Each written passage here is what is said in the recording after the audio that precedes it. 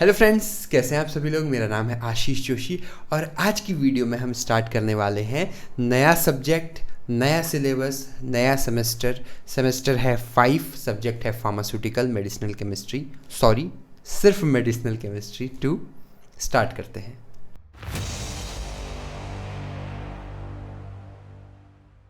दोस्तों, आज की वीडियो से हम मेडिसिनल केमिस्ट्री 2 को पढ़ने जा रहे हैं। 1 अभी हमने नहीं पढ़ी हुई है, उससे कोई दिक्कत नहीं है। 1 का 2 से डायरेक्ट कोई लिंक नहीं है, इनडायरेक्टली लिंक है।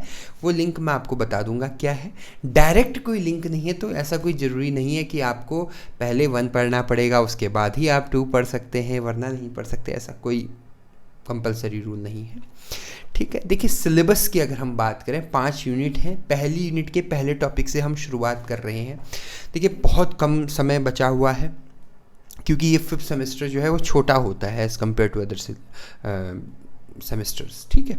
तो हम जो है ज़्यादा टाइम वेस्ट नहीं करेंगे, सीधे सीधे टॉपिक की ओर जाते हैं। हमारा जो टॉपिक है वो है एंटी हिस्टामिनिक एजेंट्स, ठीक है। तो एंटी हिस्टामिनिक एजेंट से हम स्टार्ट करेंगे। क्या होते हैं एंटी हिस्टामिनिक एजेंट्स, ठीक है। एंटी हिस्टामिनिक एजेंट को पढ़ने से पहले हमें ये पता होना चाहिए कि हिस्टामिन्स क्या होते हैं। अब देखिए, नाम से पता लग रहा है, वैसे तो नाम से कुछ भी पता नहीं लग रहा है क्योंकि हिस्टामिन है, ठीक है। हम पढ़ने की कोशिश करेंगे हिस्टामिन।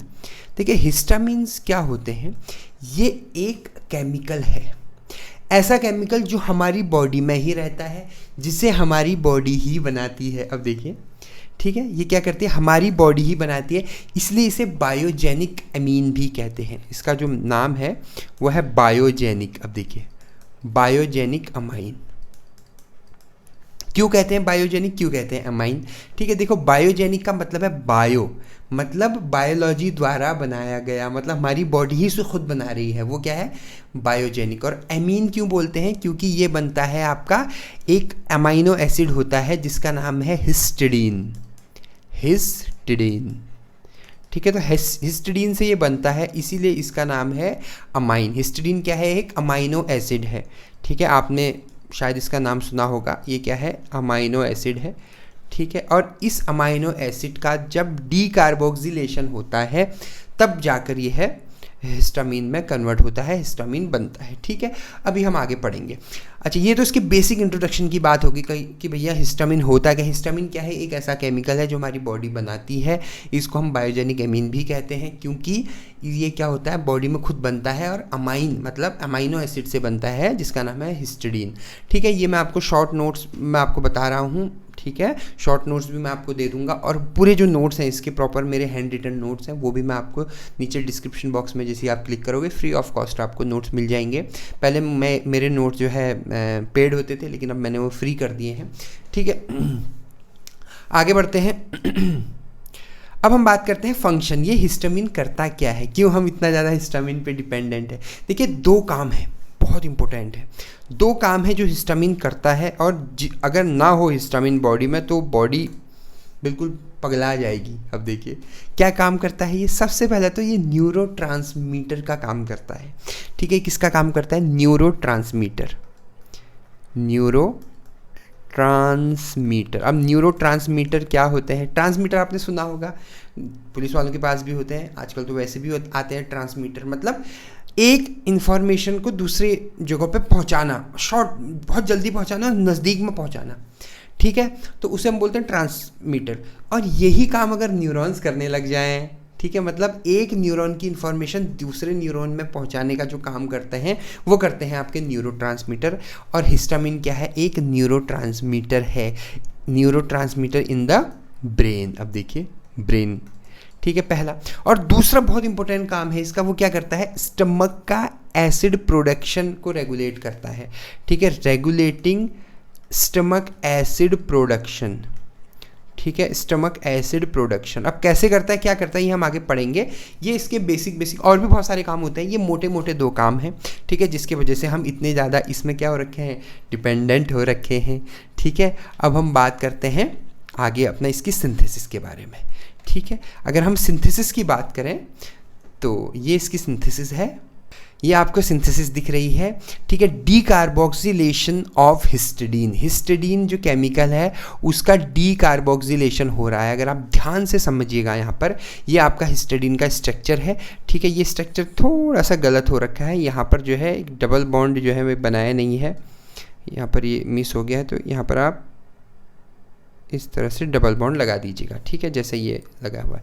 डिफरेंस सिर्फ इतना है, डीकार्बोक्सिलेशन मतलब कार्बोक्सिलिक एसिड को हटा देना, ठीक है। मतलब CO2 निकल गया है यहाँ पर से, कहाँ से CO2 निकला है, यहाँ से CO2 निकल के, ठीक है, और यहाँ पर आ गया है हाइड्रोजन। ये जो CO2 है, ये CO2 सॉरी, ये वाला जो CO2 है, ये CO2 रिमूव हो गया है और ये हाइड्रोजन यहाँ पे बच गया है और ये बन गया है आपका हिस्टामिन।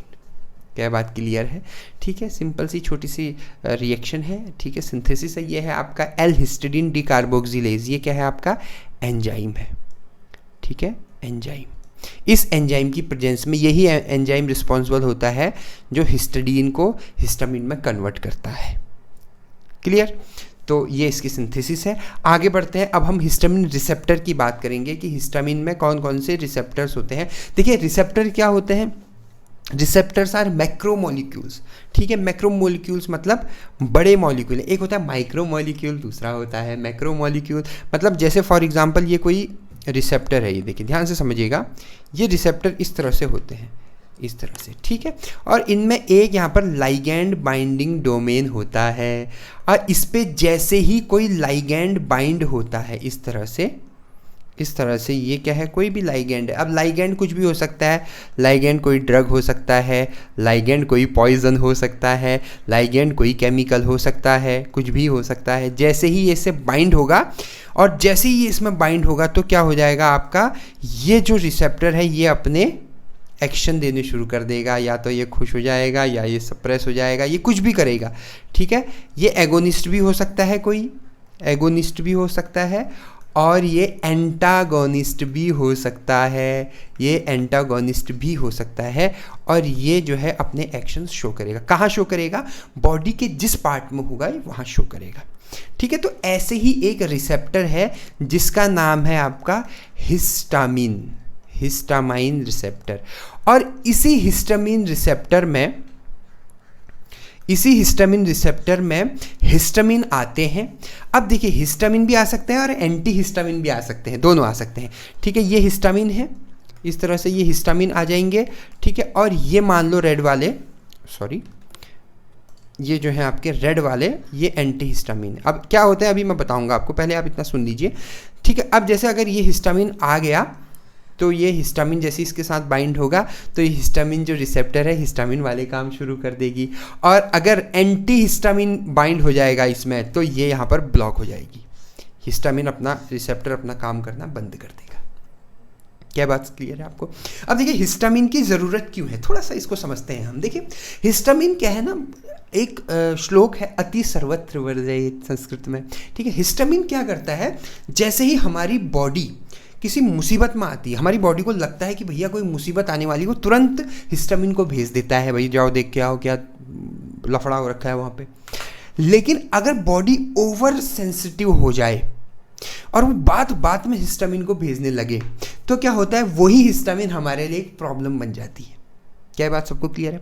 जैसे दो लोग हैं, एक का नाम है राम, एक का नाम है श्याम, ठीक है।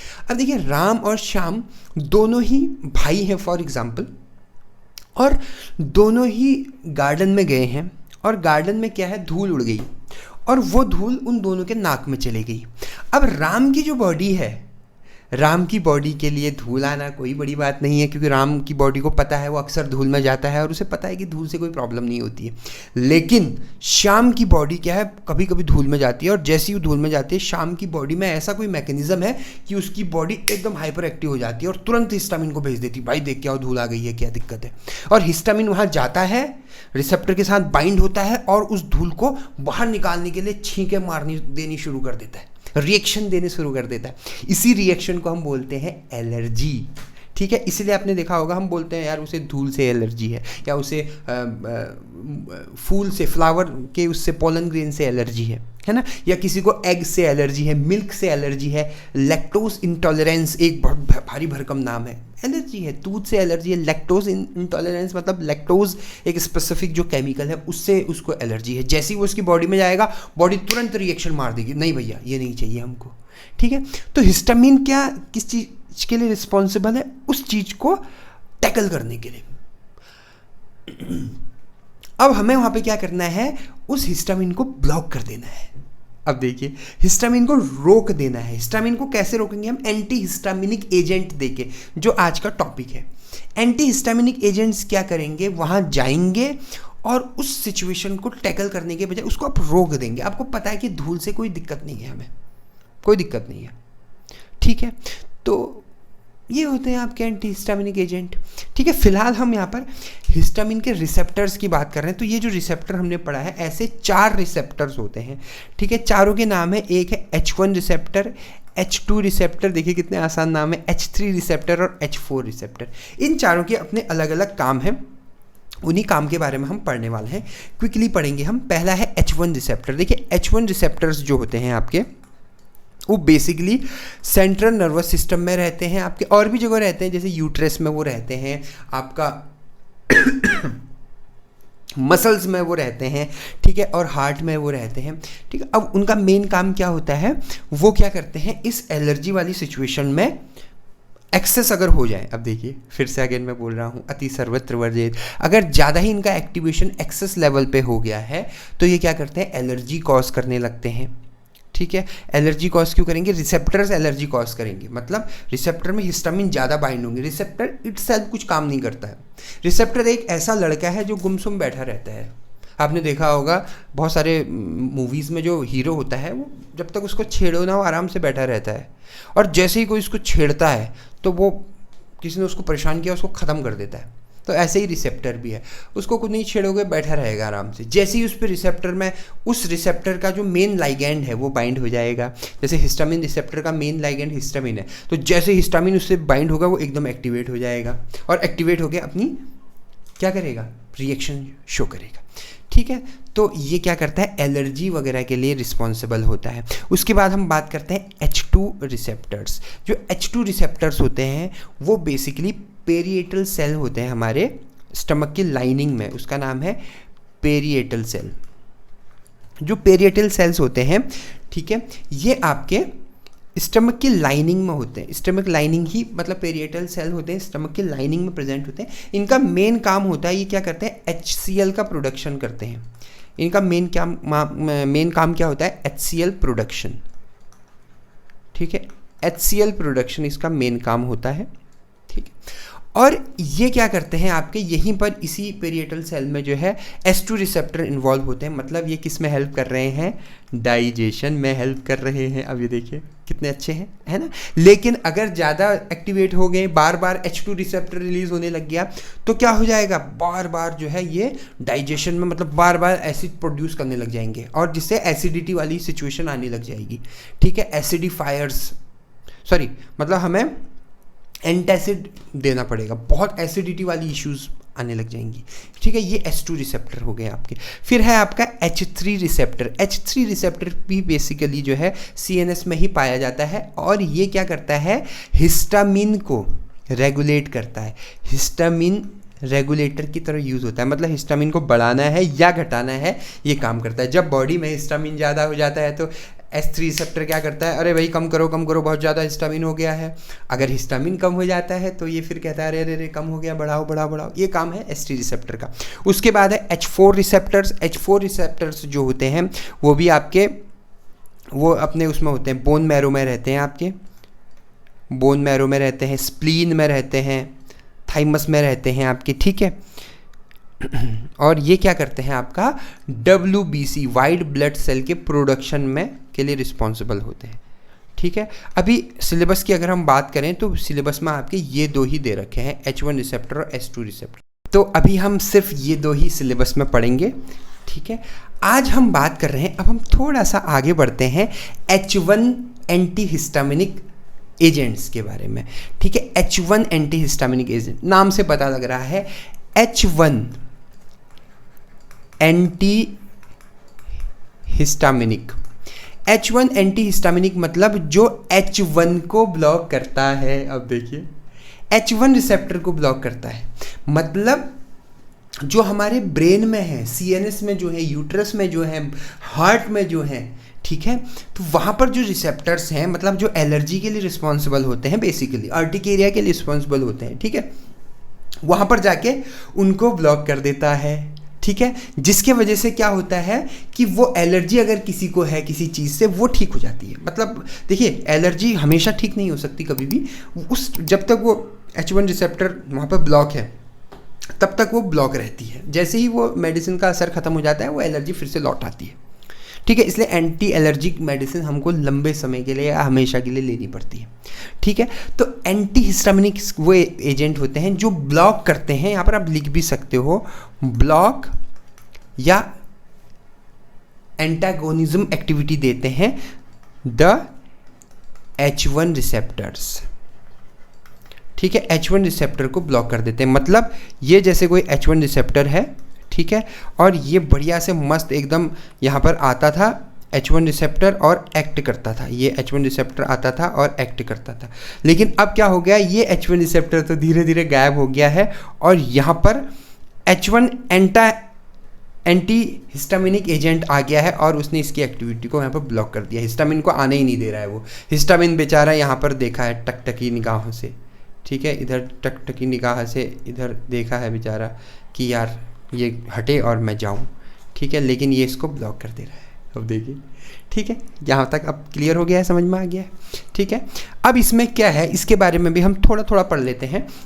इसका मैकेनिज्म भी मैंने बता दिया है। मैकेनिज्म क्या होता है, ब्लॉक कर देता है ये हिस्टामिन रिसेप्टर को इन द बॉडी या antagonising the histamine receptor in the body. Histamine receptor बोले तो H1 हिस्टामिनिक रिसेप्टर, ठीक है। उसके बाद यूजेस की अगर हम बात करें तो एलर्जी, अर्टिकेरिया, ठीक है, इंसोम्निया। अब देखिए लीवोसिट्राजिन या सिट्राजिन आपको पता है, सिट्राजिन क्या है, एक एंटीहिस्टामिनिक एजेंट है, ठीक है। ये क्या करता है, आपका नींद आती है इसको खा के, ठीक है, इसलिए डॉक्टर बोलता है कि भैया अगर आप सिट्राजिन खा रहे हैं तो रात को खाओ। हालांकि लीवोसिट्राजिन से वो जो उसका साइड इफेक्ट है वो टैकल हो चुका है, सॉल्व हो चुका है, लेकिन जब सिट्राजिन अगर कोई लेता है तो नींद आती है उससे। तो जिसको नींद ना आने की प्रॉब्लम है, इंसोम्निया मतलब नींद ना आना, ठीक है, उसके लिए भी जो है ये जो एंटीहिस्टामिनिक्स होते हैं ये कारगर साबित हुए हैं बहुत केसेस में, ठीक है। अब इसका भी रिसेप्टर का भी ये जो एजेंट्स का, अब हम एजेंट में आ गए हैं, ठीक है। H1 एंटीहिस्टामिनिक जो एजेंट है वो भी दो टाइप के होते हैं, ठीक है। एक होता है आपका फर्स्ट जनरेशन और दूसरा होता है आपका सेकंड जनरेशन, ठीक है। फर्स्ट जनरेशन, ठीक है, फर्स्ट जनरेशन और सेकंड जनरेशन। देखिए अंतर ज़्यादा कुछ नहीं है, जनरेशन मतलब पहली जनरेशन है और सेकंड जनरेशन मतलब अपग्रेड वर्जन है एक, इस तरह से जैसे एंटीबायोटिक्स में होते हैं ना जनरेशन, वैसे ही मतलब ये अपग्रेड वर्जन है। तो इसमें हम बहुत ज़्यादा डिटेल में नहीं जाएंगे। अब हम बात करते हैं इसमें इसके मेन SAR के बारे में, स्ट्रक्चर एक्टिविटी रिलेशनशिप, ठीक है। अब हम एंटीहिस्टामिनिक एजेंट में आ चुके हैं, H1 एंटीहिस्टामिनिक एजेंट में आ चुके हैं। अच्छा, ऐसे ही H2 भी है। H2 क्या होता है, जो H2 रिसेप्टर को ब्लॉक कर देता है, ठीक है। अगर हम H1 H2 से भी पहले के टॉपिक में बात करें तो एक टॉपिक है एंटीहिस्टामिनिक एजेंट। अगर हम H1 H2 को भी हटा दें तो सिंपल एंटीहिस्टामिनिक एजेंट भी होते हैं। इसका एक SAR हम पढ़ लेते हैं। SAR मतलब होता है structure activity relationship. Structure activity relationship SAR मतलब कोई भी कंपाउंड है, जैसे फॉर एग्जांपल ये कोई कंपाउंड है, ये पूरा कंपाउंड में बना दूंगा यहाँ पर। जैसे यहाँ पर CH3 लगा हुआ है इस कंपाउंड में, यहाँ पर जो है NH2 लगा हुआ है, यहाँ पर OH लगा हुआ है और यहाँ पर जो है COOH लगा हुआ है। इस तरह से ये कोई कंपाउंड है मान लीजिए, ठीक है। अब इसमें COOH लगने की वजह से क्या एक्टिविटी आ रही है, CH3 लगने की वजह से क्या एक्टिविटी आ रही है, और वैसे ही ये दो ग्रुप लगने की वजह से क्या एक्टिविटी आ रही है, वो आपका वो क्या है, इसका स्ट्रक्चर एक्टिविटी रिलेशनशिप है, इसका SAR है। और अगर हम इस CH3 ग्रुप को हटा दें और यहाँ पर ले आए C2H5 ग्रुप, मतलब मिथाइल ग्रुप को हटा के इथाइल ग्रुप ले आए, ठीक है, तो क्या हो सकता है, क्या इसकी एक्टिविटी बढ़ेगी या घटेगी। ये हम पढ़ते हैं स्ट्रक्चर मॉडिफिकेशन, इसको हम बोलते हैं स्ट्रक्चर मॉडिफिकेशन। ठीक है, दोनों ही हम पढ़ने वाले हैं। ठीक है, अब हम अगर स्पेसिफिकली एंटी हिस्टामिनिक एजेंट की बात करें तो उसमें एक बेसिक मॉइटी होती है। ठीक है, एक इसमें क्या होती है जिसको हम बोलते हैं बेसिक मॉइटी। मॉइटी की स्पेलिंग पता नहीं ये होती है, डाउट है मुझे। ठीक है, अब वो बेसिक मॉइटी क्या होती है, एक एरोमेटिक हो गया मान लो, एक एरोमेटिक यहाँ पे मान लो। ठीक है, और यहाँ पर 2 कार्बन चेन है और इधर पे जो है आपका नाइट्रोजन लगा हुआ है और 2 यहाँ पर ग्रुप है। ये बेसिक मॉइटी है आपकी। ये सब में जितने भी एंटी हिस्टामिनिक्स होंगे ये सब में कॉमन होगी। अब इसमें हमें 3 चीज़ें दिख रही हैं। अब हम SAR पढ़ रहे हैं, हम क्या पढ़ रहे हैं, SAR पढ़ रहे हैं। इसमें हमें 3 चीज़ें दिख रही हैं। सबसे पहले तो ये एरोमेटिक रिंग, सबसे पहले फर्स्ट आ जाएगा आप पर एरोमेटिक, अब देखिए रिंग। ठीक है, सेकेंड हमको ये स्पेसर चेन। ठीक है, ये क्या हो जाएगा आपका स्पेसर चेन, स्पेसर चेन। ठीक है, और थर्ड है आपका ये अमाइनो ग्रुप, थर्ड है आपका अमाइनो ग्रुप। ठीक है, ये तीसरा क्या है, अमाइनो ग्रुप है। क्लियर? ठीक है, अब ये जो एरोमेटिक रिंग है ये वाली, अब ये एरोमेटिक रिंग क्या करती है, देखो ये एरोमेटिक रिंग एक्टिविटी जो आपकी SAR में जो एंटी हिस्टामिनिक एक्टिविटी होती है उसके लिए रिस्पॉन्सिबल होती है। ठीक है, मतलब ये कम से कम 2 एरोमेटिक रिंग होने कंपलसरी है एंटी हिस्टामिनिक एक्टिविटी के लिए। तो हम इसमें लिख सकते हैं, हेडिंग डालेंगे। ठीक है, नोट्स मैंने दे रखे हैं, नोट्स में आप देखेंगे आपको क्लियर समझ में आ जाएगा। मैं मोटी मोटी चीज़ें बता रहा हूँ। ठीक है, पहला तो इसमें क्या है कि दोनों में किसी भी कंपाउंड में अगर 2 एरोमेटिक कंपाउंड हों, एरोमेटिक कंपाउंड मतलब स्ट्रक्चर वाले कंपाउंड हो जो हकल रूल को फॉलो करते हो। ठीक है, तो उससे एक्टिविटी अच्छी होती है, बढ़ती है। दूसरा स्पेसर चेन की बात करें, अगर हम स्पेसर चेन की बात करें, स्पेसर चेन में क्या है कि बहुत ज़्यादा दूर भी नहीं होने चाहिए। स्पेसर चेन मतलब ये वाला, मतलब जैसे फॉर एग्जांपल यहाँ पर कोई एरोमेटिक कंपाउंड है, यहाँ पर कोई एरोमेटिक कंपाउंड है और यहाँ पर 1 2 3 4 5 6 कार्बन लगे हुए हैं। अब इनमें अलग अलग ग्रुप भी लगे हुए हैं। ठीक है, और उसके बाद नाइट्रोजन और फिर 2 यहाँ पर एजेंट लगे हुए हैं।